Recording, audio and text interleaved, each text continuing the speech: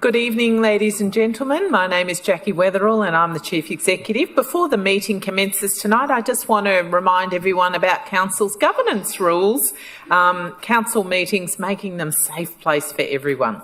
During the meeting, members of the public are reminded you cannot address the meeting outside of public question time, must not interject or act offensively, must remain seated, must switch your mobile phones to mute. I just remind people to turn your mobile phones to mute. Must not operate any recording device, audio or visual, without obtaining the consent of the Chief Executive Officer at least 3 days prior to the meeting.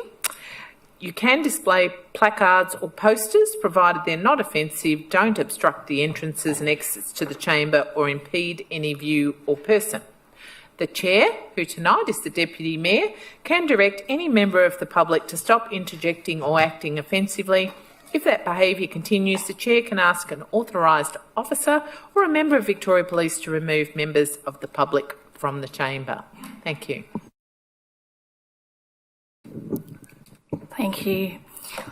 Good evening, ladies and gentlemen. Welcome to our first council meeting of this term. It's Monday, the 25th of November 2024. As this is our first council meeting of this term and we do have newly elected councillor on council, I would like to introduce our newly elected councillor. So if I call up your name, please stand up so everyone can know who you are. Councillor Isabella Doe, Keysborough South, welcome.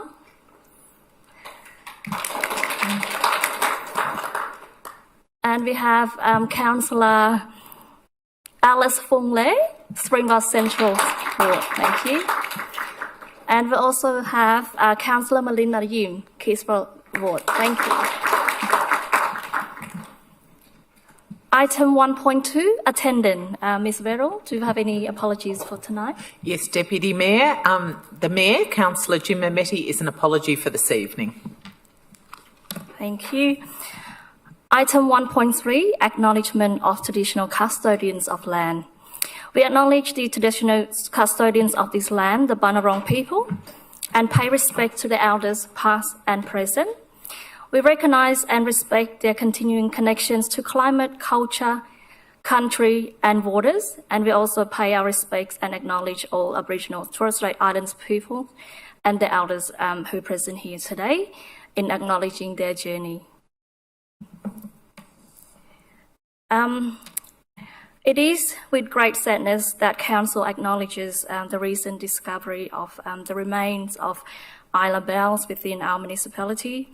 This news was received in the very same week that Council recognised and held an organised walk in the support of the victims of family and domestic violence. Council sends its sincere condolences to Isla's family and friends at this extremely difficult time. Thanks. Deputy Mayor. Hi, if I could just suggest that we do a minute's silence in memory of Isla, please. Yep, thank you.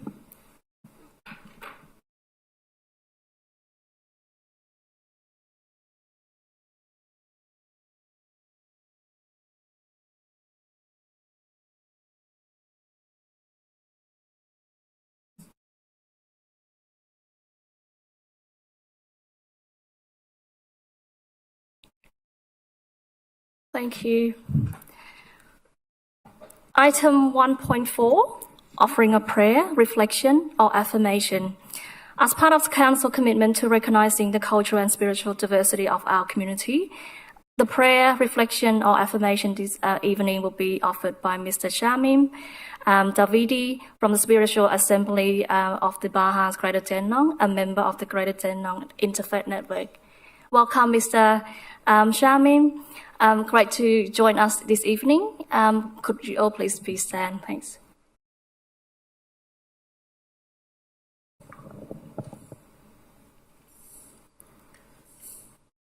O thou beloved of my heart and soul, I have no refuge save thee.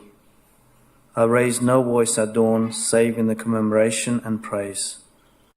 Thy love encompasseth me, and thy grace is perfect.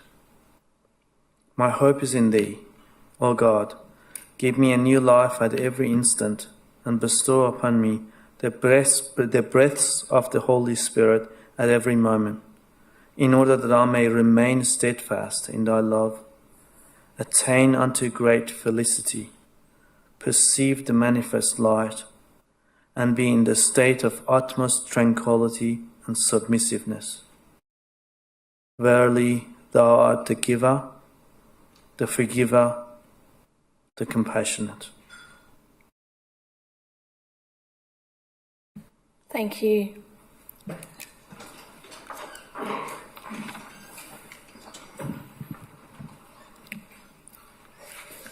Item 1.5, confirmation of minutes from previous meetings. So council meeting held on the 14th of October. Happy to move that. 2024. Moved by Councillor Garrett, seconded by Councillor Trung. Thank you. Are there any questions? Is there any opposition? As there is no opposition, this item is carried. Item 1.6, disclosures of interest. Ms. Weddell. Thank you, Deputy Mayor. We don't have any disclosures of interest for this evening. Thank you. Thank you.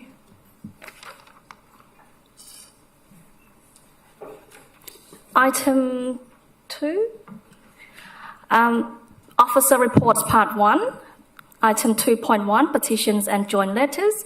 2.1.1, petition and joint letters. Could I please get a mover? Happy to move. Councillor Dan.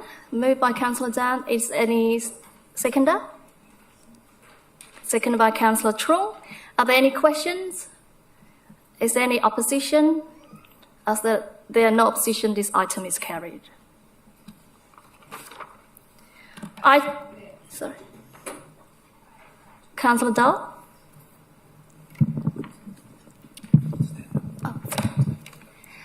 So just in regards to the petition, the complaint regarding the parking recently added to Church Road, creating hazards, I actually met this person and his wife yesterday at one of the events that were being run. In light of this petition and numerous feedback from residents that live on that road and also travel through that, can Council provide more information regarding parking in the residential zone? Thank you. Deputy Mayor. Thank you, Councillor Dahl. Could I please ask Mr. Manifagasa Sivam, the Executive Director from City's Future, to respond? Thank you. Thank you. We'll take that question on notice and provide further information through email. Thank you. Any more further question? Okay, item 2.2, statutory planning applications. 2.2.1, town planning application number 44 to 50 Cloud Street, Dandenong. Planning application number PLN23/0559. Could I please get a mover? Happy to move, Deputy Mayor. Moved by Councillor Dan. Is there a seconder? Seconded, Councillor O'Reilly. Thank you. Seconded by Councillor O'Reilly. Are there any questions? Yes, Councillor Garrett. Thank you, Mayor. The RSL in Dandenong currently has 63 electronic gaming machines, which took $9 million out of our community in the last financial year, and that given $50 million has been taken across Dandenong in just the first 4 months of this financial year. Given that this application is increasing the licensed area, meaning there will be greater consumption of alcohol, will this contribute to even greater gambling losses from this venue? And what measure will the RSL implement to monitor and mitigate increased risks of gambling at this venue? Thank you, Councillor Garrett. Could I please ask Mr. Manifagasa Sivam from Executive Director City Future to respond? Thank you. Thank you, Mayor. I'll refer that to our planning manager, Will Stewart. Mr. Will Stewart, thank you. Through you, Deputy Mayor. The application only proposes an increase to the southern portion of the site. There's no extra gaming machines as part of the proposal. And as And then as part of the liquor licence application, they actually have a liquor licence up to about 1,200 people. At the moment, they're only increasing it to 400. So the gaming area is staying the same, and there's a green line plan that's been submitted. The extension and the removal of the existing part of the building is actually to the south to facilitate some function rooms upstairs, an expansion and redevelopment of the bistro area, and a small outdoor precinct. And that's pretty much all the proposals looking at changing. Yes. Point of clarification. I was not asking about expanding the gambling venue and machines per se, but given there'll be greater consumption of alcohol, given that there'll be more alcohol served across with the increased the second floor and the square footage of the building, it is likely to contribute to increased losses. So my question was rather what monitoring will be done to show that there won't be even greater losses in the lowest SES LGA in Melbourne, that this will not in fact contribute to greater losses. Through you, Deputy Mayor, I think with this application, because it's a planning application for the development of the site and to increase the extension and the liquor licence component of it, that's pretty much all the planning would consider as part of this application. The impacts of that on the gaming itself, well, the area is not increasing the same number of machines, and as previously spoken, they do have a licence where they have a certain number of people that can be on the site, and they haven't reached that capacity, and they're not looking at getting to that capacity either. So the existing gaming is retaining the same. They also have management plans on site. They also have to comply with state government regulations to do with gaming and also liquor licence. Thank you, Mrs. Stewart. Is there any opposition? As there's no opposition, this item is carried. Item 2.2.2, Town Planning Application number 30, Rodeo Drive, Dandenong South, Planning Application PLN 24/0124. Could I please get a mover? Happy to move, Deputy Mayor. Thank you, Councillor Dan. Is there any seconder? Councillor O'Reilly. Thank you, Councillor O'Reilly, seconder. Are there any questions? Yes, Councillor Garrard. Thank you, Mayor. My question relates to the flooding implications of this planning permit. Given that there is a flood disbursement plan required, can the appropriate officer elaborate on what is required to ensure that there is not flooding offset from this site onto surrounding sites? Thank you. Could I please get Mr. Stewart, Secretary Planning, to respond to the question? Thanks. Through you, Deputy Mayor, this is just a use component for a remote seller's licence. The building's already been built and already went through a planning application where floor levels and flooding were dealt with.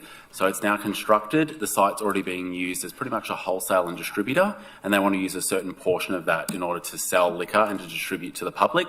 That's what this application's about. With a remote seller's licence, which has come out of probably the back of COVID, they actually have to apply to the Victorian Liquor Commission for a particular licence type. So they're already operating on the site. They want to be able to sell liquor, so that's the small component that they're seeking approval for this site. Yes, just an elaboration. So it's, I understand this permit, regardless of whether it's been already in use, that it is conditional on a disbursement flooding plan, is my understanding and reading of the report. Is that correct? Through you, Deputy Mayor, the conditions for the actual use of it relate specifically to the use. Are you talking about the question to do with the actual site, the development of the actual warehouse originally, or the conditions that are recommended at the end of this report? In the report. In the report? On what page specifically, sorry? I'll take it on notice then, thank you. Okay. Any more questions? No? Is there any opposition? As there is no opposition, this item is carried. Item 3, public question time. Question time. Sorry? Oh, I forgot about that. Oh, sorry, missing one item. Item 2.2.3, Planning Delegate Decision Issue, October 2024. Could I please get a mover? Councillor Garrard. Happy to second that, Councillor Formosa. Thank you. Moved by Councillor Gara, seconded by Councillor Formoso. Are there any questions? Yes, Councillor Gara.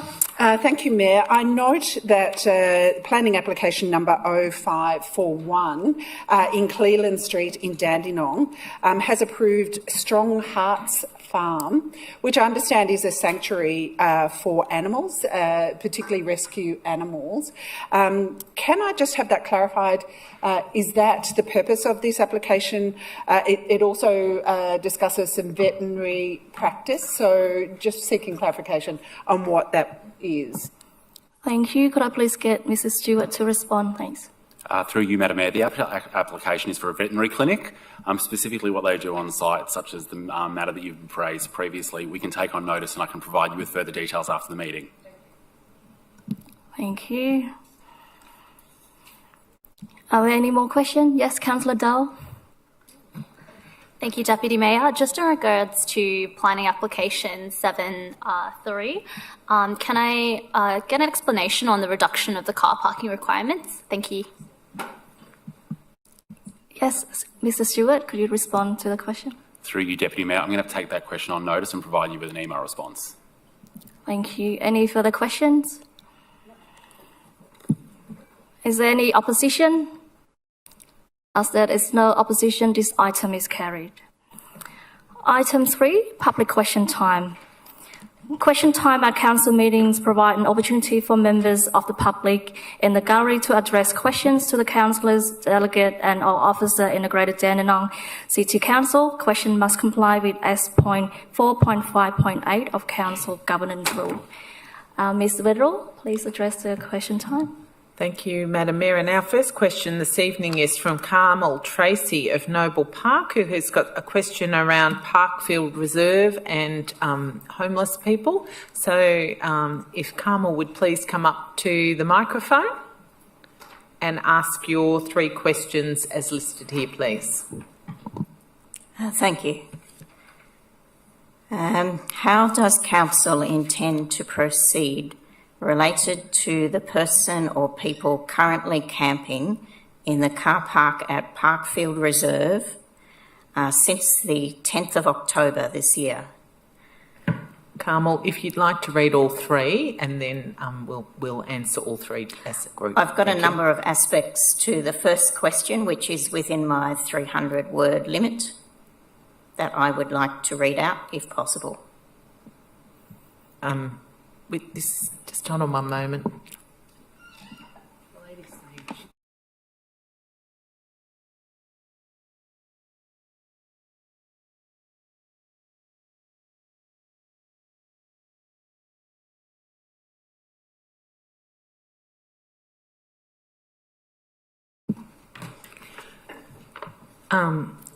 Ms Tracy, you'll need to read the questions as they're articulated in here. Perhaps if you've got more questions, I'm happy to talk to you and we can relist this item again for the next council meeting as well and have a fuller set of questions. My understanding was that each question could have 300 words. Yes, that's correct, but you have to write them down so we have the questions. I have written it down, I just didn't write 300 words in your initial submission. Look, I think at the end of the day, if you can, perhaps I can just perhaps we'll go to one of the other questions. I'll have a look at your questions. Okay, I'm happy to go to question 2. All right, go to question 2.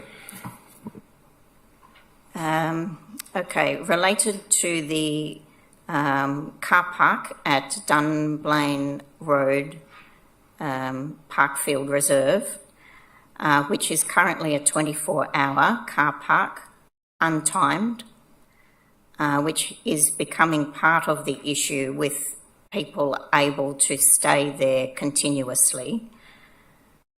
My question is, how can this 24-hour car parking facility be reconsidered for time-limited use, just as similar areas within a kilometre distance around Ross Reserve are also 2-hour time frames, and people cannot park there continuously for 2 months. That is my second question. Thank you, Ms Tracy. I'll just answer in the first instance, just to explain for people who might be watching online.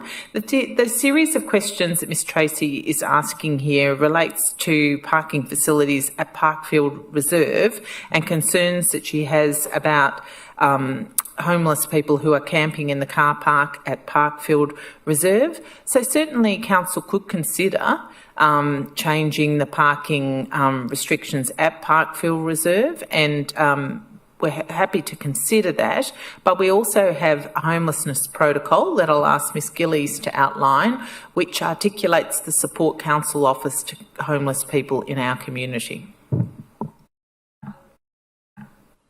I would ask that if she is going to respond, that I can ask my original question in full, because then she's not responding to what it is that I'm actually asking. I'll allow Ms Gillies to finish off about the homelessness protocol, and we'll go then to question 3 and we can go back to question 1. Yep. Through you, Deputy Mayor, and thanks so much for coming tonight to ask your questions. Certainly we can provide a more fulsome response either at the next council meeting, but in the meantime we can send you through something as well. Council work really hard in terms of trying to support homeless people within our community. We have a homelessness protocol, and what's really important is that we are aware of the situations where basically homelessness is defined as rooflessness, which includes people that are unfortunately sleeping and living in their vehicles all over, not just City of Greater Dandenong, but Australia and certainly Victoria as a whole. And we're certainly seeing an increase with the cost of living pressures. So what we do is we try really hard to get the feedback from community around where this is occurring.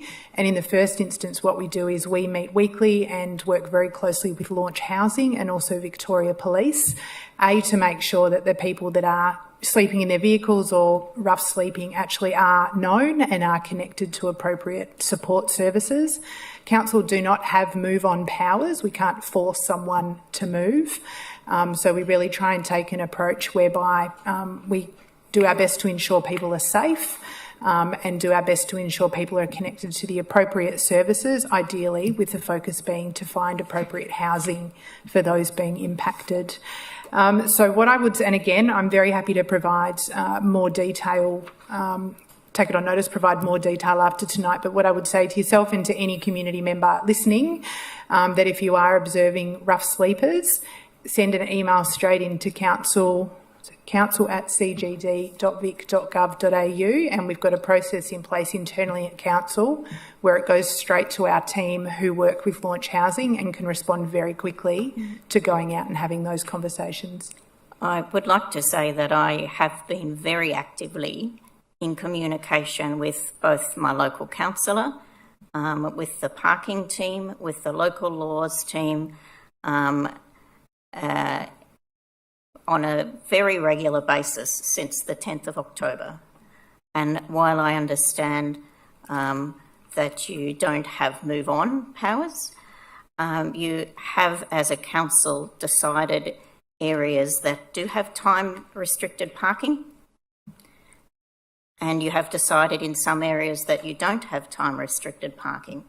Those things have a big impact on local ratepayers.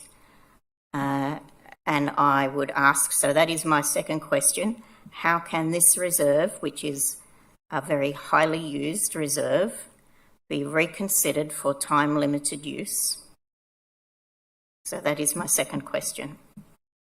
And through you, Deputy Mayor, as I said before, Council can consider that, but there will be a range of factors to be considered. So we're happy to consider that. And can I ask my third question? Yes, please. Yes, you can ask your next question. What measures is Council taking to assist or provide space for people who are transient in the City of Greater Dandenong, other than allowing common use areas of any 24-hour car park in the Council area? I think Ms Gillies answered quite a bit of that. Would you like to add anything else to that, Ms Gillies? Through you, Deputy Mayor. No, essentially our approach is first and foremost to work with people impacted to find ideally appropriate housing solutions for them. You can imagine if we had dedicated areas that could create challenges as well. So it's not a case of we can just move people from one area to the next. It's a case of us actually wanting to be able to support people to have long-term sustainable solutions around their housing arrangements. Mm-hmm. So may I go back to just briefly outlining the number of issues that people in the area are experiencing, which is within my 300 words for the first question. Thank you, Ms. Tracy. The officer already answered your question. Can we take the rest on notice, or offline we can do that as well? Well, I actually don't. You already asked 3 questions. Well, yes, but I wasn't able to use my 300 words, which I understood very clearly from the guidelines of the council. I didn't realise you wanted all the 300 words in the question to be able to ask the question. They can provide your answer through by email as well. Okay. Well, I would like to have the answers to these questions on public record, please, rather than just an email to me, because these are things that don't just affect me.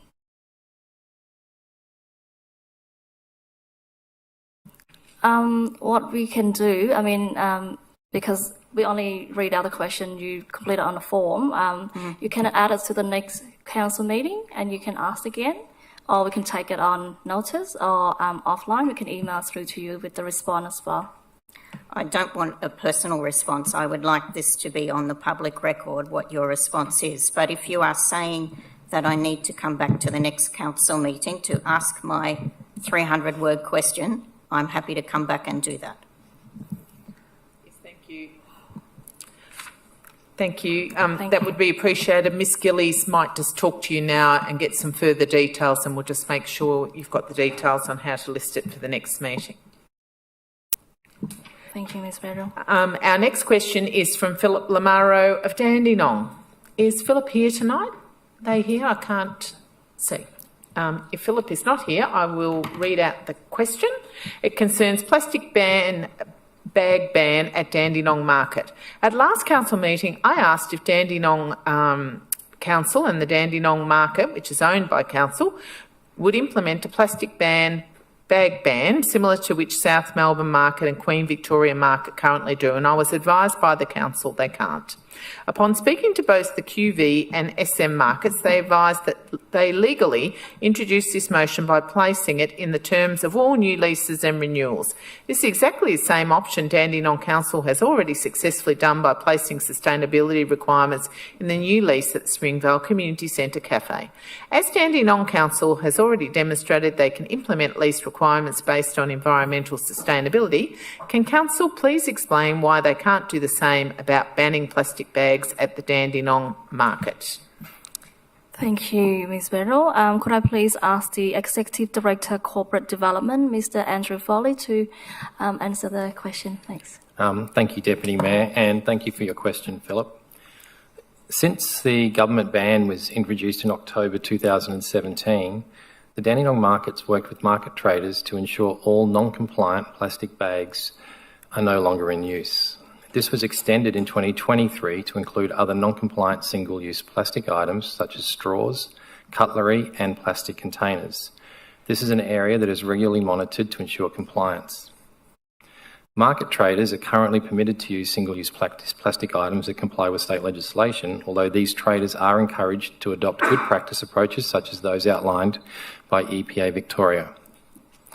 Implementation of a complete plastic bag ban above that required by state government in a complex and diverse environment such as the market is markedly different to implementing a single lease at a cafe. Such an undertaking would need to be appropriately planned and complemented with extensive community engagement, communications and education. Notwithstanding this, the market has several other sustainability initiatives that are promoted to customers and traders. These include coffee cup recycling units that have saved over 13,000 coffee cups from going to landfill since May 2024. Free cardboard boxes are available for customers to use to carry their shopping. The market has introduced a borrow a bag initiative that enables customers to borrow a bag and return next time or bring in a spare from home. Free water refill stations around the market are available to save on single-use plastic bottles. And there are regular pop-up roving refills which allow customers to bring in their own containers to fill up on their everyday essentials such as dishwashing detergent and shampoo. The market also runs regular sustainability marketing campaigns including Plastic Free July and hosts regular pop-up information stalls on sustainability and environmental initiatives. Thank you, Mr Foley. Our next question is from Susan Smith of Dandenong. Is Susan in? She's here today, thank you. Would you like to come up and ask your question, please, about Dandenong Community Hub? Yes, I would.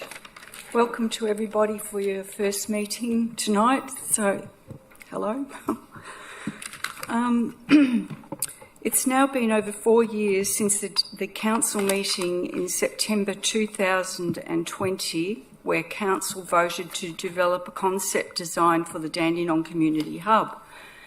And that's a project first conceived of 17 years ago in 2007. Earlier this year, co-design sessions were started with the community and then halted.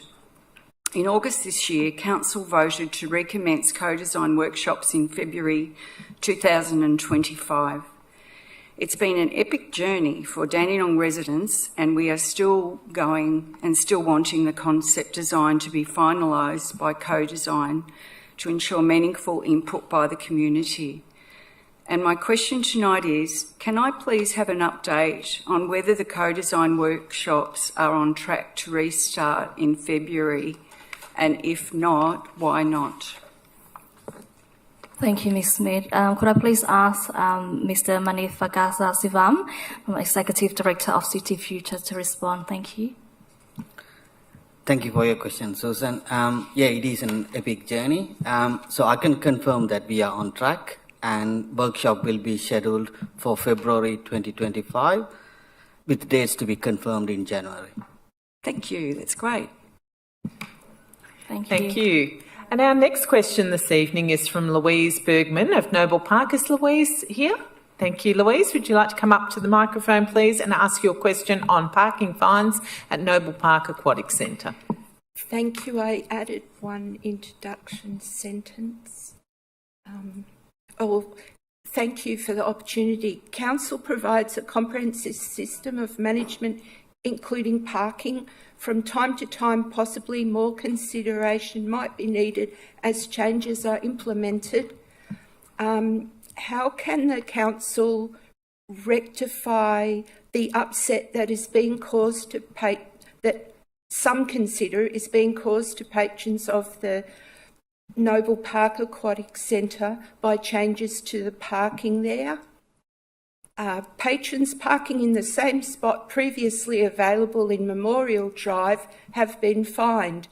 The sign at that point there still says you can park there. A yellow line was added to the roadway recently.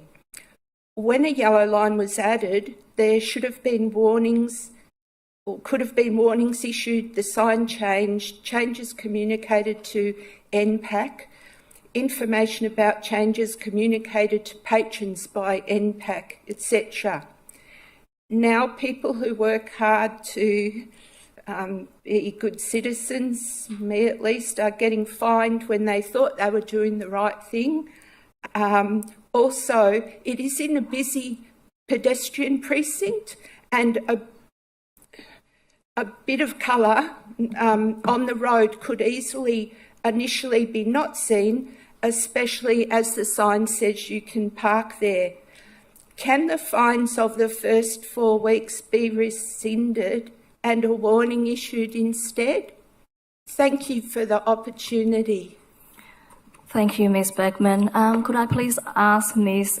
Gillies, the Executive Director, Community Strengthening, to respond? Thank you. Through you, Deputy Mayor, and thanks very much for coming in tonight and talking to us. And I will say I've also received similar feedback from another resident. Certainly, we did actually issue warnings for the first few weeks post the painting of the new line, and the painting of the new line is in accordance with the Road Safety Act and rules, essentially. Yeah. So yeah, for the first 2 weeks, we actually did issue warnings. We will continue to monitor the location. There hasn't actually been a high instance of non-compliance at this point. We've been keeping an eye on that. What I would also say, though, is we do have the ability for people to submit a review request for their fines. Under the Road Safety Act, those requests for reviews have to be submitted individually by the person who has been issued the infringement. So I would strongly encourage you to submit a review if you can, and we can assist you with that process if helpful. And we can step through that, but we will continue to monitor it. We certainly did issue warnings in the first few weeks because we recognised it was a change. And, also we recognise, as part of people holding their driver's licences, there's, a number of rules and regulations in the Road Safety Act. But of course, I can appreciate that a change isn't always as obvious when you're used to parking there. So I strongly encourage you to submit a review and go through that process. Thank you. Okay. Thank you. Thank you. Our next question is from Jacob Dudman Doyle of Keysborough, and his question tonight is about cracked concrete. At a council meeting a while back, I put a question regarding cracked concrete.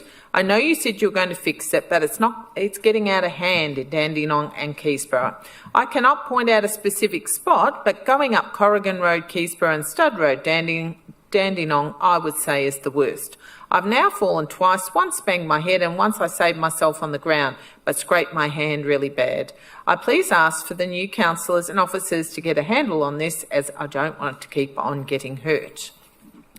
Thank you, Ms. Verrill. Could I please get Mr. Manifagasa Sivam, the Executive Director of City Future, to respond to this? Thank you.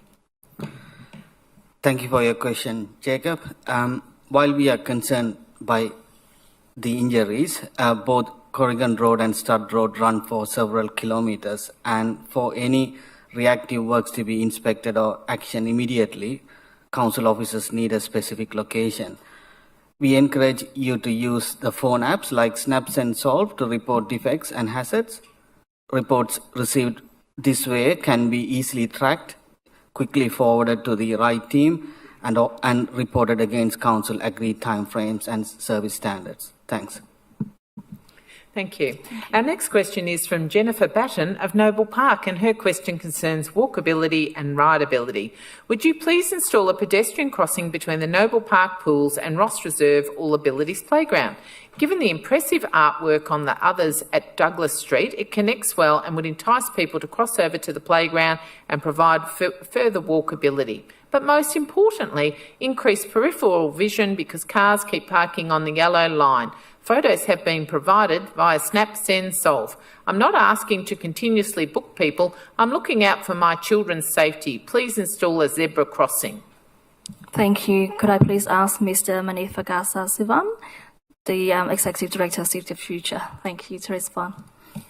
Thank you for your question, Jennifer. A zebra crossing at this location, including required lighting and curb upgrades, has been added to our program. However, installation of this infrastructure is contingent on future council budget process. In the short term, some signage and line marking alterations will be made to deter illegal parking over the yellow line at this location. Thank you. Thank you. Our next question is from Gay Guest of Keysborough and concerns Hutton Road Keysborough planning application. In regards to the 240 Hutton Road application, are there private roads in the development, and if so, is this a Trojan horse for imminent or future development of our Green Wedge A zone? Is Council going to be fighting the development at 240 Hutton Road through the VCAT conference in January 2025 and beyond if needed, and if not, why not? Thank you. Thank you. Again, Mr. Manifagasa Sivam, could you please respond? Thanks. Thank you, Gay, for your question. This application is for 4 lots with their associated driveways. The proposed lots met the minimum lot size in the zone, which is 6 hectares. It is noted that the original lot size is over 26 hectares. As the planning permit application has been appealed to the tribunal, Council can only provide a position on this application, and the tribunal are the decision makers. In regard to a position on this application, as subdivision meets the minimum lot size, the responsible authority would recommend issuing a permit as it meets the zone schedule. Thank you. We now have another question about the same site in Hutton Road, Keysborough, and this time from Matthew Kerwin of Noble Park. I understand that PLN 21/0589 at 240 Hutton Road, Keysborough is going to VCAT compulsory conference on 13th of January 2025. This application is a subdivision of the land into 4 lots. What is the council officer's position on the application, and what, if any, concerns do they have with the application? Also, regarding PLN 21/0589 240 Hutton Road, Keysborough, it has been past practice at Greater Dandenong Council that when a planning application for failure to determine is going to be decided at a VCAT compulsory conference, that a report come to a council meeting to establish the council position to be taken to the VCAT compulsory conference. Is this going to occur at the council meeting on the 9th of December 2025, and if not, why not? Thank you. Could I please ask Mr. Manifakasasivam to respond again? Thanks. Thank you for your question, Matthew. As mentioned previously, as the application has been appealed to the tribunal, they are the decision maker on this application. As the application received 3 objections, it doesn't require a council meeting for a decision, and only application which met this threshold would be tabled at a council meeting for a position. Furthermore, as the minimum lot size is met, the responsible authority would issue the subdivision in accordance with this zone's requirement, subject to conditions relating to the subdivision.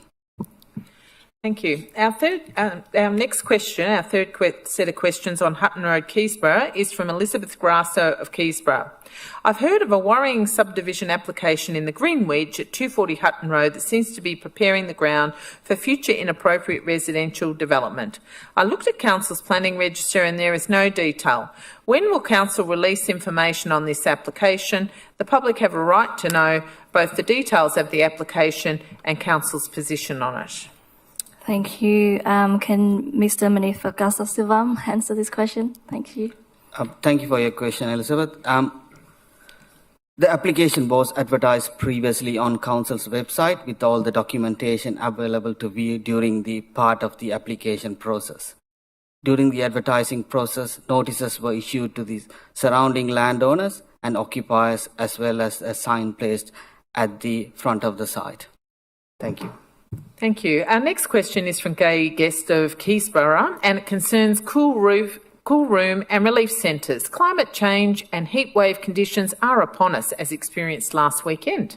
And apart from a 2-page spread in the Positive Ageing magazine, there's been no general notification to all residents about preparing for heatwave conditions, the outbreak of surrounding fires or imminent floods in our creek networks.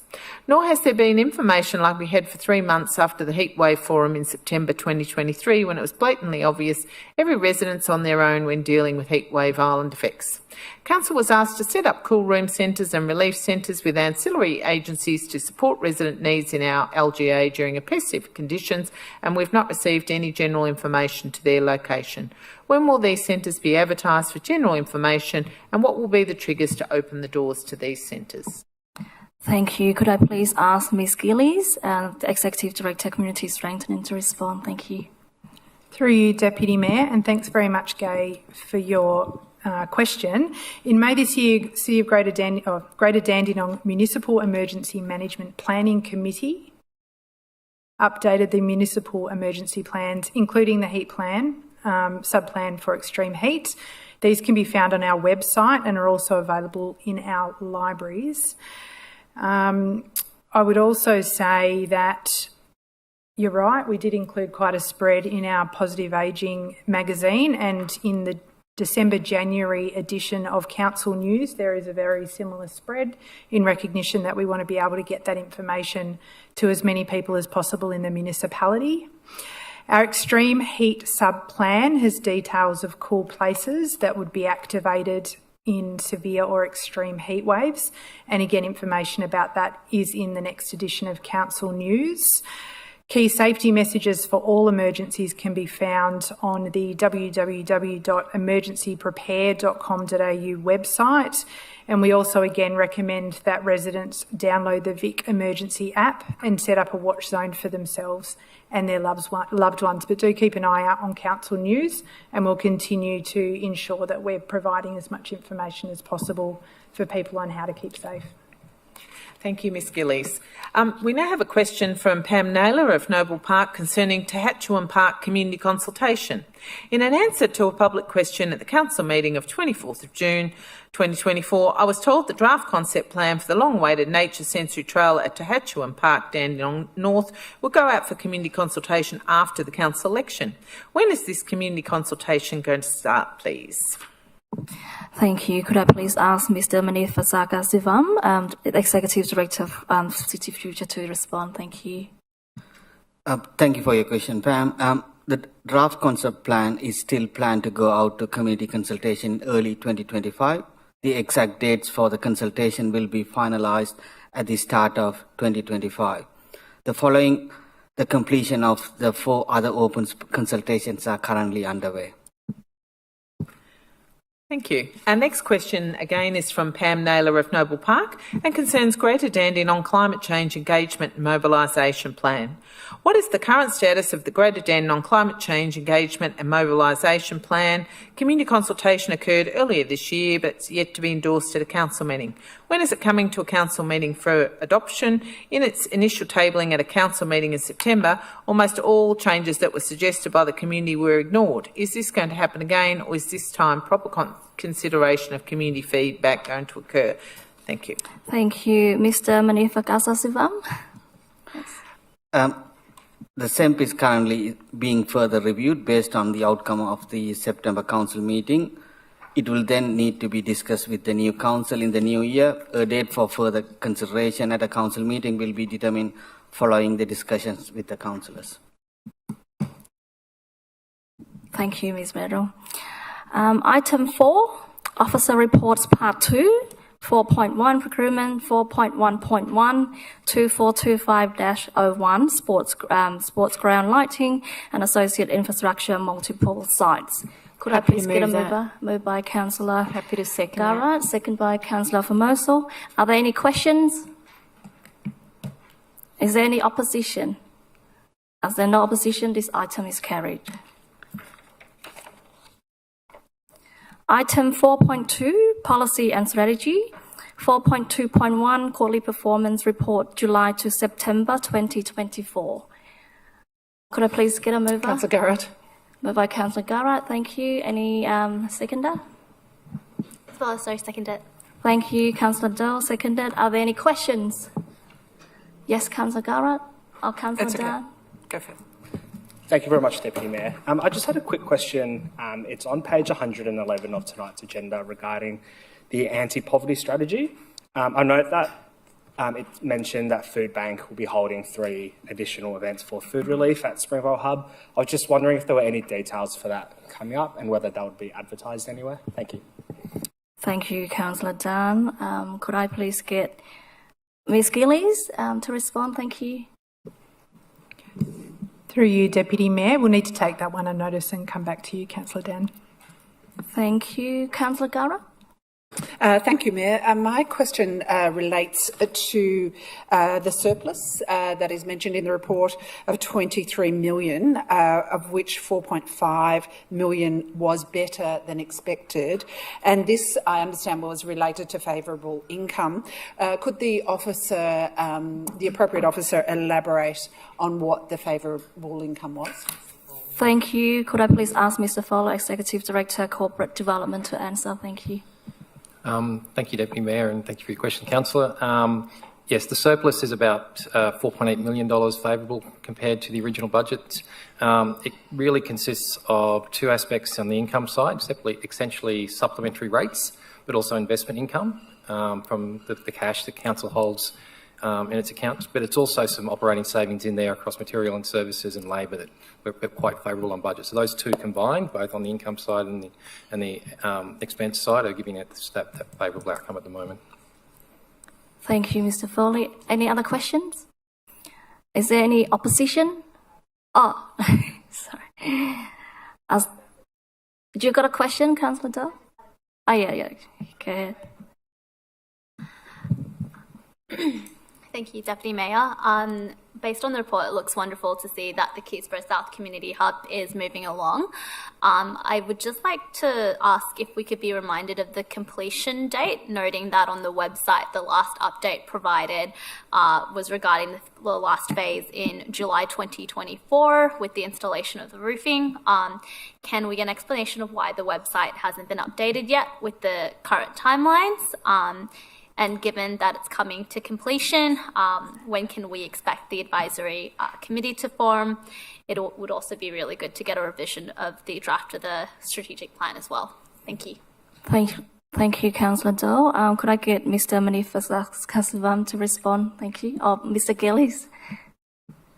Through you, Deputy Mayor, and thanks so much for your question. We'll actually be the strategic plan is still due for endorsement, so we'll actually bring that to Council in the new year, and that will include recommendations around the structure of the advisory type committee, so that will be forthcoming in the new year. In terms of timing, my understanding actually was, that the website had been updated, so we'll certainly follow that up to see what that hold-up might be. But at the moment, the practical completion date is mid-next year, and then obviously we move into commissioning from there. But again, a more detailed report will be forthcoming to Council in the new year. Thank you, Ms. Gillies. Are there any more questions? Yes, Councillor Doe. Sorry, thank you. Just a quick question in regards to... sorry, just finding it here.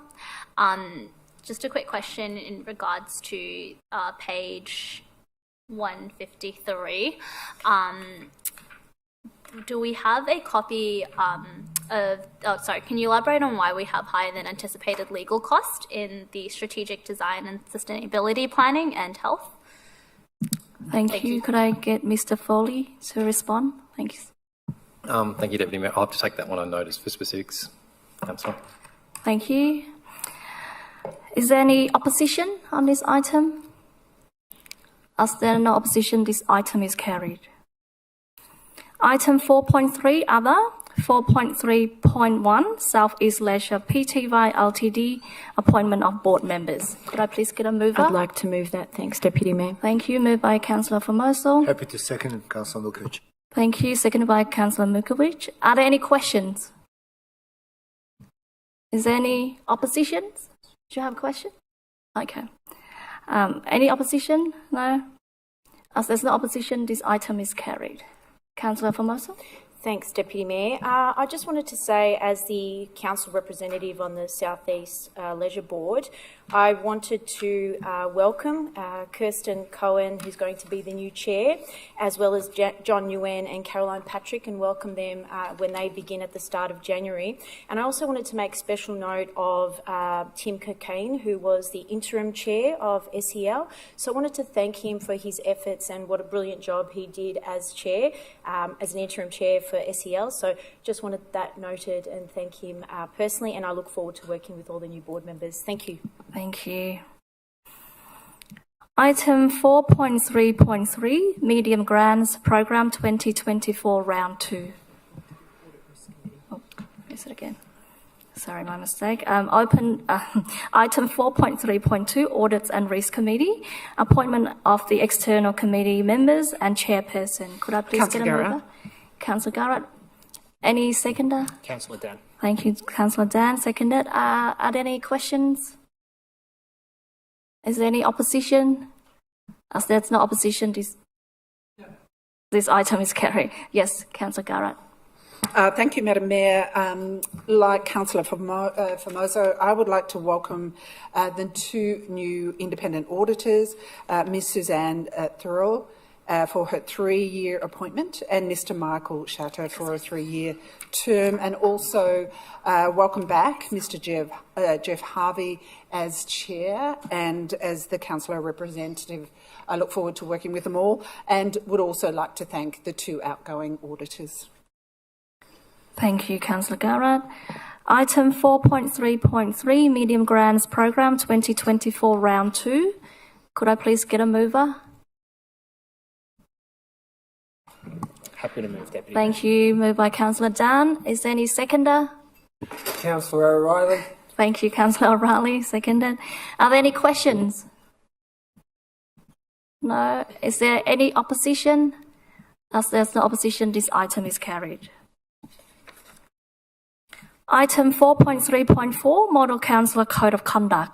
Could I please get a mover? Thanks. Thank you. Moved by Councillor Trung. Thank you. Seconded by Councillor Garrett. Are there any questions? Is there any opposition? As there's no opposition, this item is carried. Okay, item 4.3.5, listed registered correspondent to mayor and councillors. Could I please get a mover? Councillor Yim. Thank you, Councillor Yim. Any seconder? I'll happy to second. Thank you, Councillor Dan. Are there any questions? Is there any opposition? As there's no opposition, this item is carried. Yes, Councillor Formosa. Thank you, Deputy Mayor. So I've got a long list here, so just bear with me. I just wanted to know if we could get a response from the appropriate officers in regards to some of this correspondence that came through. Obviously, we were in caretaker period when a lot of these questions did come through, so we didn't have access to emails and objective to be able to get this information. So if I could just list a couple of the things that have been brought to my attention, particularly that fall in my ward. The first one being an email that we received from a resident regarding the potholes along Jackson's Road near the Silverton Medical Clinic. If I could have the appropriate officer respond, please, what the response was and when that response was given, and if I could have a copy of that response, please. Thank you. Yes, Councillor Formosa, we'll take it on notice and provide that. Excellent, thank you. The other one being a letter that was received regarding the fundraising walk for the McGrath Foundation. I don't recall ever receiving that, so I'd really like to know what the outcome of that was, and I would actually like to meet with that organisation to see what we can do as a council in assistance with that, please. Yes, thank you. And the other one being another inquiry that I've been following for about 4 years, which was the island, the new traffic island, which is meant to be taking place along Coolabin Road in Noble Park North. So could I please have an update on that and where we're at and what the response to the resident was, please? Because I'd like to know myself. Yeah. Could I please ask Mr. Manav Vagasavam to respond to the question? Yeah, we are happy to take that on notice and then we'll provide further response.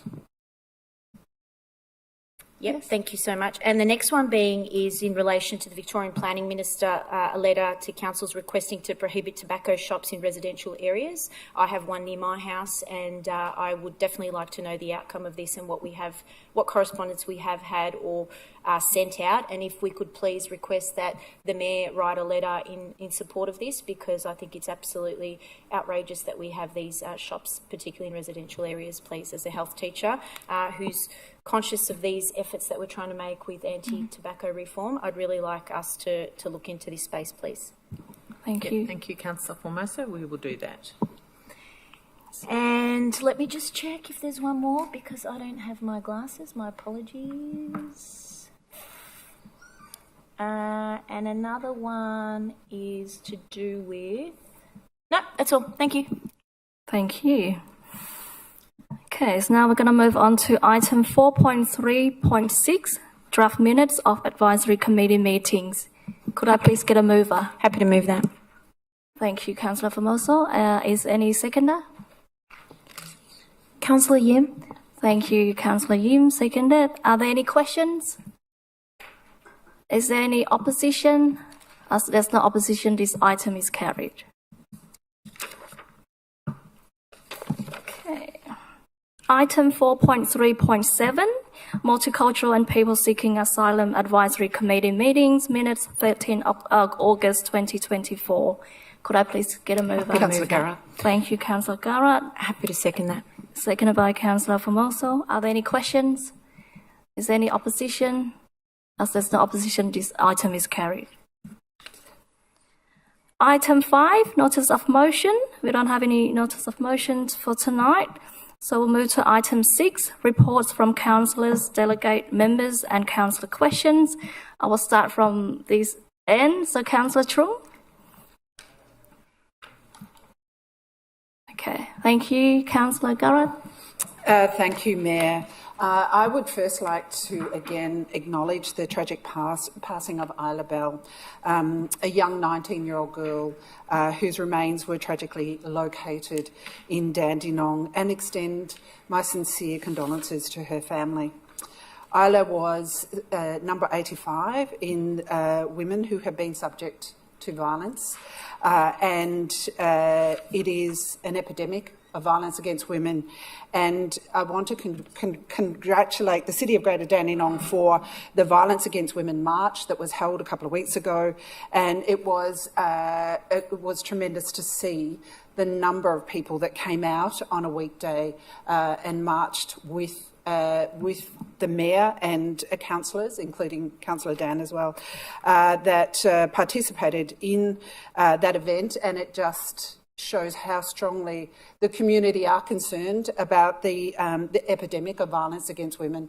And I cannot imagine the pain that this family is experiencing right now.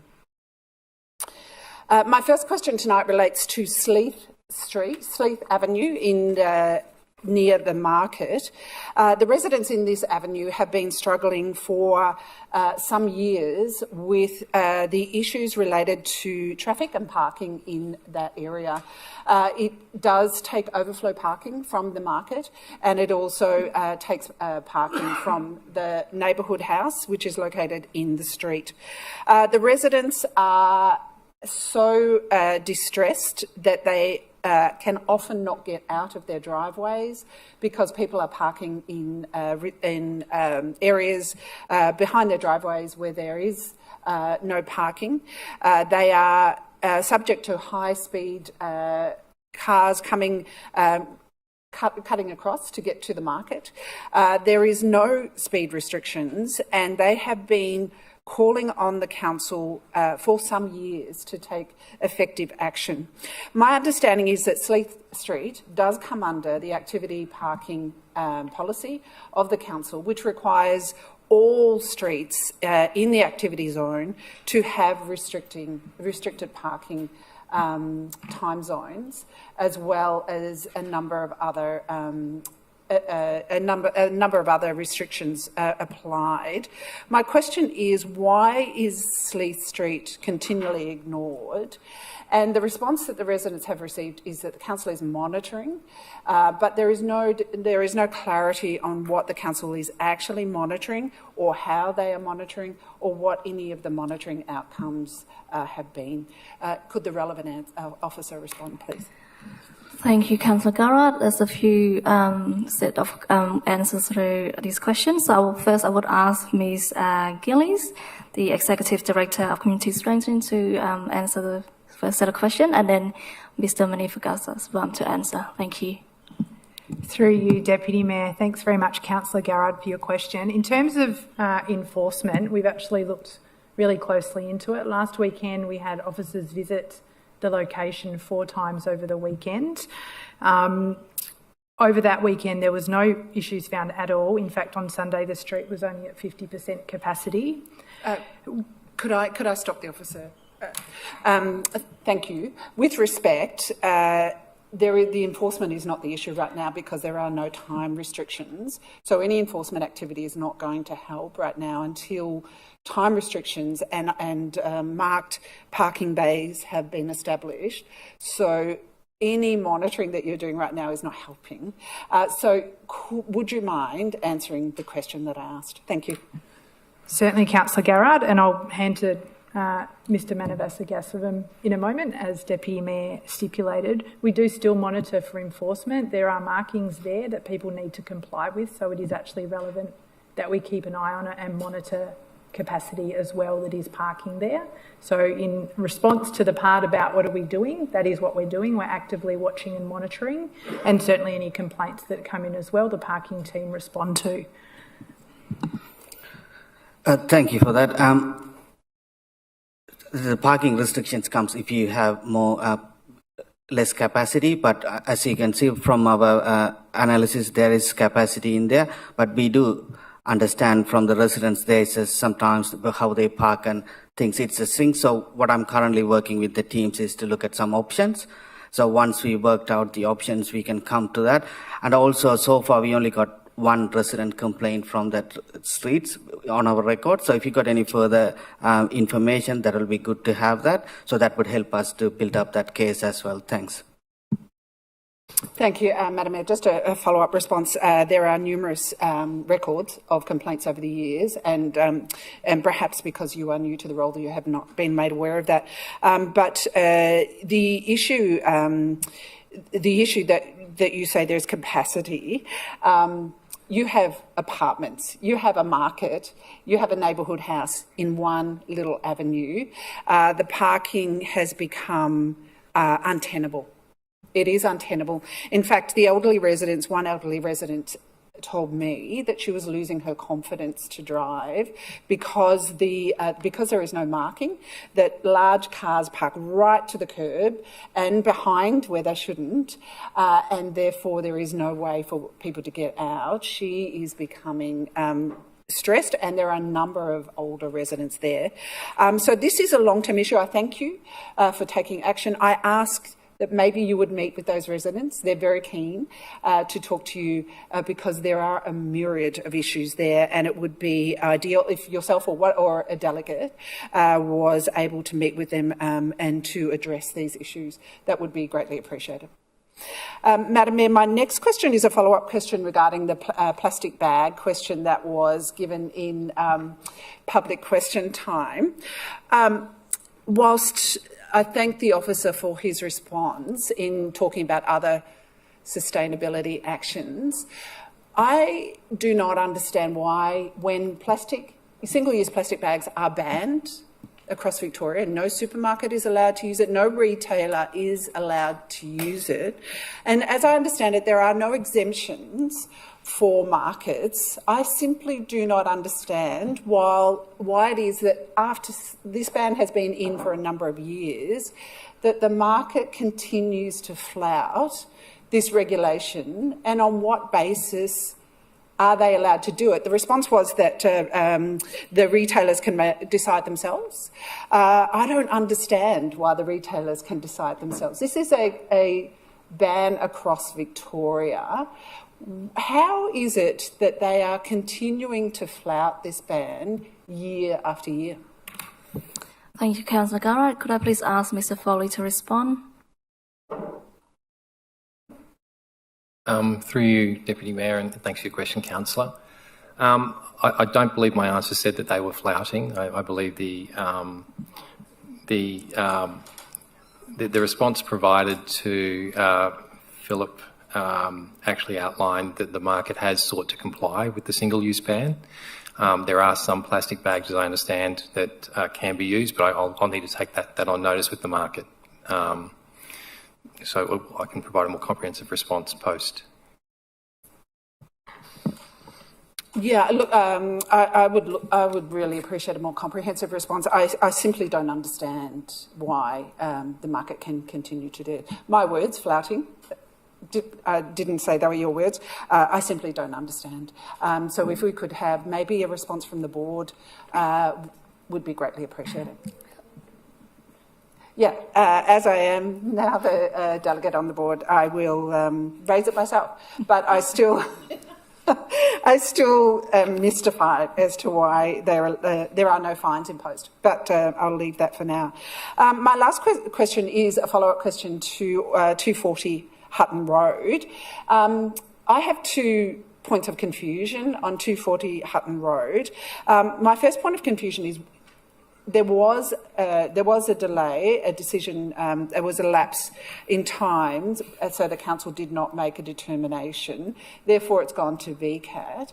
I don't understand why the council didn't make a determination if you believe, as a head of planning, that it was compliant. I don't understand why the council didn't make a determination.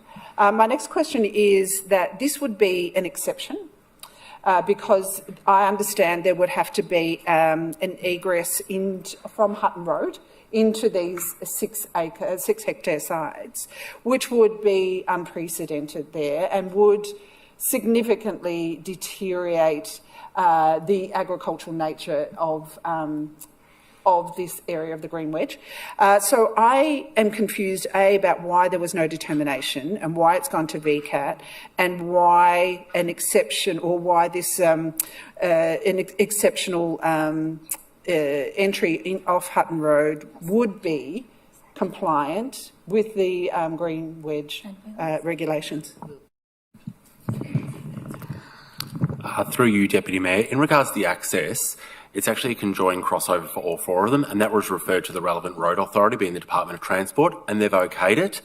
So there's a single crossover in the middle, and that accesses all 4 lots. So access has been assessed as part of it, and it's been sent to the relevant authority, and they've approved it. In regards to the failure to determine application, we can get you some more information afterwards and take that on notice about the timelines and what actually happened and why it's been appealed. Thank you. Just to seek clarification, so you asked for further information that wasn't provided within the timeline. Is that why there was no determination? Through you, Deputy Mayor. No, that's not the reason. It's due to a number of parameters to do with external referrals and a number of items that we needed to request during it. The application was pretty much right at the end of the application process, and then the applicant decided to do a failure to determine, which is within their right. Okay, thank you for that clarification. So you're saying that the road, the entry off Hutton has been fully approved and that that is going to go ahead. My other question is, given it's 26 hectares, sorry, I come from acres, and that these are 4 6-8 acre hectare lots, that there would be 2 hectares over. Is that where the entry is going to be? Through you, Deputy Mayor, there's a common driveway through the middle, and they're actually above the 6 hectares, so they're 6.29, ranging up into the mid-7 hectares in lots. So they've got the common driveways, which actually are common property and have easements across them. So even if you deduct those, they actually are above the 6 hectares. The zone allows 6 hectares. It's a rural living zone because it's the Green Wedge A zone, so it's a little bit of a divergence away from the typical Green Wedge zone that is actually to the south of the Keys Road precinct, but in the Keys Road precinct that this sits in, 6 hectares is the minimum lot size that it can be subdivided down to. Thank you. Yes, I do understand that it is the A zone.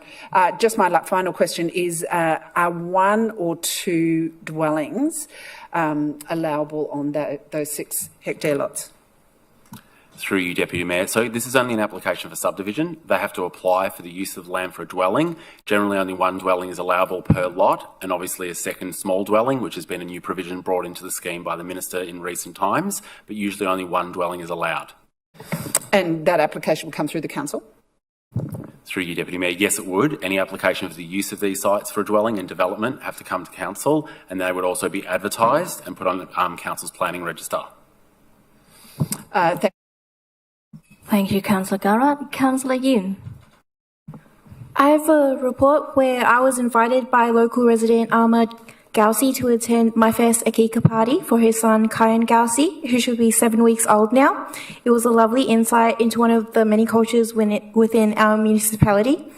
An Akika party is a traditional Muslim ceremony to celebrate the birth of a child, where usually an animal is sacrificed. I wasn't there for the sacrifice, but I had some lovely lamb for dinner that night. The dinner was held at the Shakar restaurant Dandenong on Langhorne Street. They have delicious Iranian and Afghan food that I highly recommend everyone go to. It was an honour to be included in such a momentous event for Kyan and his family. Congratulations, and thank you again to the Gausi family.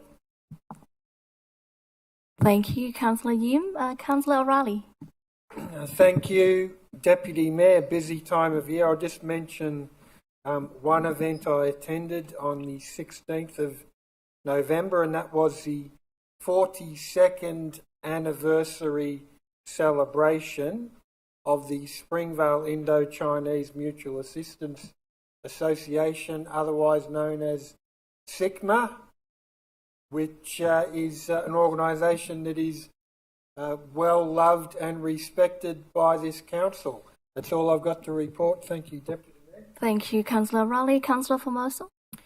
Thanks, Deputy Mayor. I just wanted to list some of the events that I went to, and then I have some questions as well. So one of them being the Rotary Club did a fundraiser for Monash Children's Hospital at Alencia a few weeks ago, and obviously my family and I are very connected to the Monash Children's Hospital, and we're really honoured to be a part of this event, and it was a huge success. I can't remember what exact amount they had raised for the Monash Children's Hospital, but it was a substantial amount. We had some incredibly touching guest speakers, as well as some of the oncologists that work in that ward talk about what they're trying to achieve and the need for future funding and more awareness to be made about the work that Monash Children's Hospital does, particularly the Children's Cancer Ward.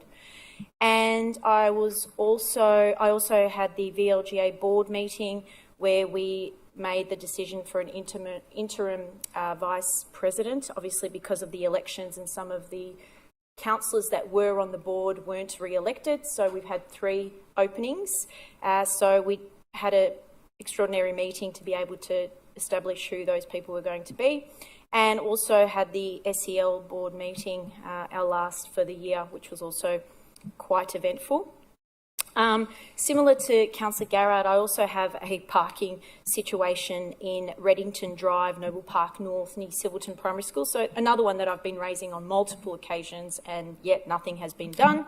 I have requested that we do some line markings similar to what we have around Karwatha College, just to stop people from blocking residents' driveways, which is pretty much happening morning drop-off and afternoon pick-up every single day. Yes, we've had officers out there enforcing infringements, but it's not enough, and the residents have had enough. So I would really urge our officers to go out and do some line marking. That's not going to cost us much, and I know that that will definitely change the driver behaviour. So if I could have the appropriate officer respond, please. Thank you, Councillor Formosa. Could I ask Mr. Manifagas to respond? Thank Yes. you. Thanks for the suggestion. So, yeah, I'll get the traffic engineers to have a look at that, and then we'll make some changes sooner rather than later. Thank you. Do we have a time frame on how long that would take? Because, like I said, I have raised this on multiple occasions. Probably good to get that done over the summer break so that coming into the new year we can eradicate this issue. Yeah, I don't have any time frame, but happy to have a look at that with my team. Do you know what a rough time estimate would be for a request like this? I can't give you. Sorry. Yeah. Okay. I'll ask it again at the next council meeting, I'm sure. Another question that was raised with me was we have an incredible Indigenous table outside Chambers here, and I know that there's a lot of history around that, and people have asked me what is the history around that table. So what I was suggesting is that we have some sort of plaque perhaps right near the table once we do repair the works out there, and have the plaque there to explain its significance and just what a beautiful piece of artwork that is. I know that an Indigenous artist has provided that for us, but if we could please look at doing that. Yeah, thank you, Councillor Formosa. Happy to do so. And I too attended the annual Walk Against Family Violence here in Greater Dandenong on the 19th of November, and I just wanted to make a short statement in regards to this. So globally, every 10 minutes, partners and family members killed a woman or a girl intentionally in 2023. The crisis of gender-based violence is urgent. There is no excuse for violence against women and girls. 16 days of activism is an opportunity to revitalise commitments, call for accountability and action from decision makers. 1 in 3 women experience violence in their lifetime. Femicide is a universal problem and the most brutal, visible and extreme manifestation of the cycle of gender-based violence that women and girls endure. Violence against women and girls can and must be prevented. We know our stats here in the city of Greater Dandenong are some of the highest in the state. So I'd like to know, Deputy Mayor, what is City of Greater Dandenong actually doing about this? And I did note that we have a couple of initiatives that we have. We've got apparently a Greater Dandenong internal Family Violence Committee. I don't know anything about this committee. What does this committee do? What are some of the outcomes that we have seen? And the White Ribbon Day walk is good, and I encourage us to do that annually as we have been, because I know a lot of other municipalities don't do these kinds of walks. Everyone partakes the one that's held in the city. And I am proud of the fact that we do that, but we kind of need to do more, and I'd like to know what City of Greater Dandenong is actually doing. Thank you. Thank you, Councillor Formoso. The City of Greater Dandenong does a whole range of initiatives that relate to family violence and includes a whole range of different services, including maternal and child health, etc. We're happy to provide a report that outlines that to Council. Thank you, Ms Weatherall. I think that would be appropriate. I think councillors need to know what exactly we are doing. I think our community needs to know what we're doing, because it's obviously a prevalent issue in our community and continues to be a really sad and sad reality that is occurring, and like I said, some of the highest here in the City of Greater Dandenong. So my heart and prayers are with all of those victims that have suffered up until this point, but I really hope that we can do more as a community to end this. And also just to make note of the fact that I've had some community leaders that contacted me after the walk that said they weren't invited to the event and weren't aware of the event, and I see that the website isn't really clear about when the event was taking place. So if we could be clearer on that so that we could have more people partake in future, that'd be great. That's all from me. Thank you. Thank you, Councillor Formoso. Councillor Dan. Thank you very much, Deputy Mayor. As this is our first report for the new term, I wanted to just briefly reflect over the past month and share some thoughts and feedback that my constituents had through face-to-face interactions such as door knocking. You wouldn't be surprised to hear that much of the feedback has been more or less the same since I delivered my first report at the start of the year following the by-election. But the bottom line is pretty simple, and it's that the biggest priority for residents is for council to get the basics right. My constituents work hard for a living and to provide for the families, just as all of our constituents do, and they want to live in neighbourhoods that are clean, healthy and prosperous. This includes ensuring that fundamentals such as rubbish and hard waste collection are promptly completed, maintaining our roads and footpaths so that our residents don't have to worry about additional expenses from accidents regarding medical and mechanical bills. When we talk about council working to ensure cost of living relief for residents, this is what we mean. It's about getting these basics right so that our residents have one less expense to worry about. I think part of getting the basics right is also creating an environment where residents can also feel safe in their own neighbourhoods. I want to acknowledge Council's work in putting community safety at the forefront of discussions over the past year, and I look forward to continuing to work with key local groups and authorities to ensure that community safety remains a priority that we will always continue to work through. Greater Dandenong also plays a massive role in service delivery, and I encourage Council to keep looking at ways to continually improve our care services so that people like our seniors and our elderly can continue to receive the adequate level of support in aged care that they require. I'm also particularly passionate about ensuring that our local youth are that opportunities are widely available for them, helping them to find employment and means for professional development in an area that's traditionally seen to be lower socioeconomic and financially disadvantaged, because I believe that the talent pool of our youths in our community are too precious to go to waste. Further, I would also just like to mention homelessness and rough sleeping as a serious issue that's facing my ward, and I'm sure other councillors' wards as well. And we've already heard questions tonight from the public about this impacting local communities as well. But I look forward to continuing to work alongside council officers and local advocacy groups to ensure that rough sleeping is addressed and that those doing it tough do receive the care that they require and the support that they need. I'd also just like to conclude this section by thanking my volunteers who have helped me to secure another term in this council. It's an enormous privilege, and my volunteers, who's a majority of them, they work full-time and had to sacrifice precious hours in order to help me, so I'm extremely grateful for that support. To finish up, I'd also just wanted to quickly congratulate the organisers of the recent successful Walk Against Family Violence March.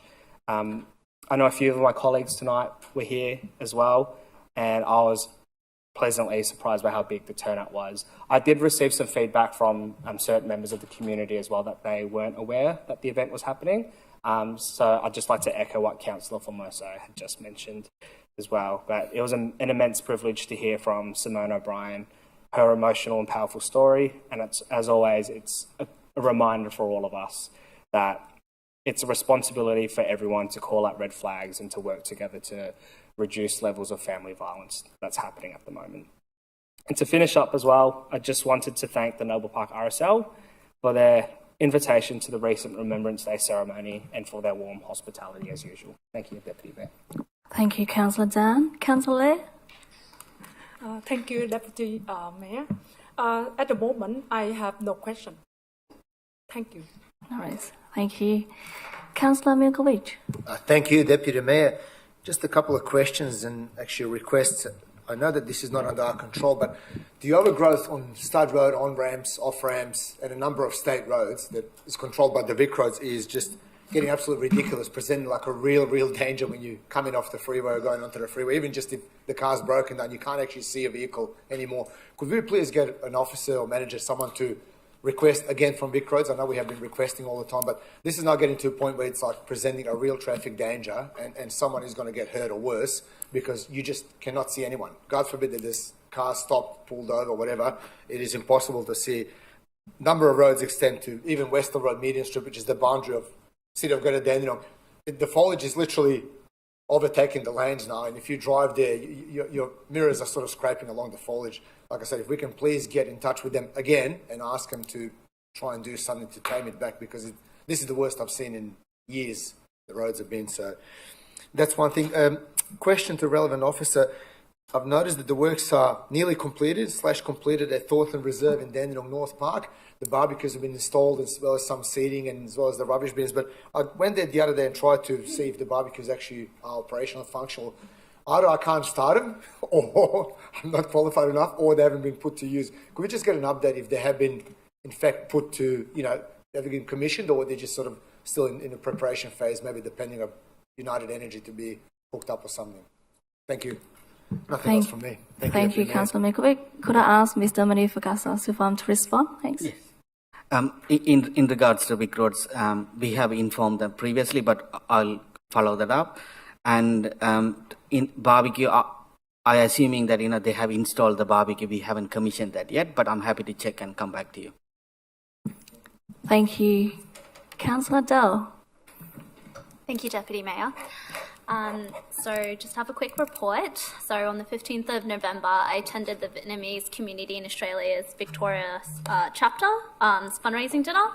The fact that we have 4 Vietnamese councillors on council was mentioned quite a few times during the dinner, and it was looked upon with a lot of pride and a lot of joy from the attendees. And the fact that we also have a relatively young split as well, with the younger attendees really thought that was something to look upon as achievable now.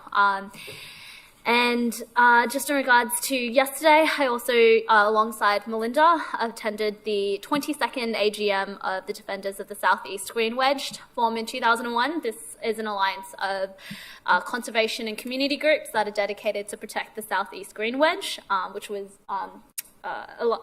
formed as a response to the rapid erosion of its rural lands. It's very commendable work, and they're always looking for more volunteers to get onto their committees. I also attended the Soul Child Foundation fundraising event yesterday in Dandenong, with all the funds being raised going towards essentials for children facing crisis in Lebanon. It was a very commendable community effort. I felt very welcome personally, and it was a very beautiful event, and you could see that they put a lot of work into it. Thank you. Thank you, Councillor Dell. I will table my report for tonight. Also, a few questions I was already asked the relevant officer. But firstly, I would also like to send my condolences to Ala's friends and family. It is a tragic incident that happened in our city. So, I just want to send all my condolences to her family and friends. Also, just want to mention thanks our council. for the organising the family violence walk as well last Tuesday. Sorry, I couldn't be there because of work commitment. I heard there's a huge success, so a lot of turnout attended by the local state MP as well, the mayor and Councillor Dan, Councillor Garrard, Councillor Formoso, which is a great turnout. I used to go if I could, like once every year. So I just want to congratulate all the organisations that involve as well. So today I just want to mention that it's the 16 days of activism against gender-based violence. It's a global campaign which is led annually by the UN Women. It's run every year, so from the 25th of November, the International Day for the Elimination of the Violence Against Women, to the 10th of December, which is a Human Rights Day. So as you know, during the 16 days of activism, communities around the world join and call to prevent the elimination of violence against women and girls. Please help to build our community, especially in Victoria, in Greater Dandenong, where women can feel more safe and equal. It's all start with respect, so we all deserve to be safe and respect. As Councillor Formoso mentioned, that more than 1 in 3 women have experienced men's violence. So not just men, I mean sometimes the other way around as well. So safety for women and men is not, given to any communities. It's respect. So we're here to help each other to feel safe and respect. It doesn't have to be this way, end up in violence and hurting each other. So I urge everyone to join the website. If you have any family or friends who involved in this situation, make sure to check our website. We do have a link as well to different organisations that can help. Thank you. And Ms. Verrill, do you have any question taken on notice at the last council meeting? Yes, Deputy Mayor, and they're here for you. Thank you. And item 7, urgent business. As there is no urgent business for tonight, I declare the meeting closed at 8:30 p.m. Thank you. Have a good evening. Thanks.